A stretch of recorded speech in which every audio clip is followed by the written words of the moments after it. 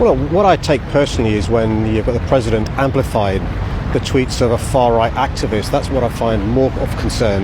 You've got somebody who is a poster boy for a global far-right movement who's amplifying a tweet from somebody who's known to be a far-right activist. And look, I'm too busy running London to worry about what the president tweets, except when it's him amplifying the messages from far-right activists. And just bear in mind, leaders in Hungary, leaders in Italy, leaders in France from the far right, but people like this far-right activists look upon Donald Trump as their poster boy, and that should cause us concern. But yet 4 killings in the last 4 days in London. Killings have never been higher than in a decade under your rule. You know, surely you're getting it wrong here. Well, it is tragic.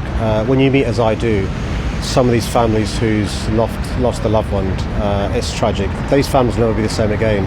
Over the last 4 days, we've had 4 homicides in our city, a number of other incidents of serious violence. The police are working incredibly hard with my full support. Unlike the government, I'm funding our police in London. The Violent Crime Task Force works so hard. They've been working this weekend, making arrests, taking knives off our streets. We need the community to help us as well. It's really important we tackle the root causes of violent crime, but I'm not going to pretend it's not a tragedy.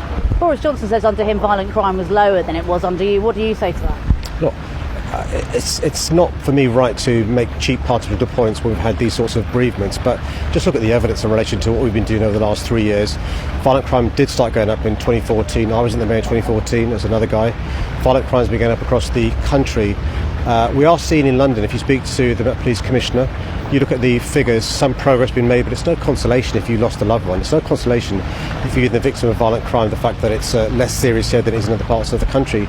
We need to make sure we work the police, City Hall, youth groups, civic society, parents, the NHS, social services, education, but also the government together to tackle this issue.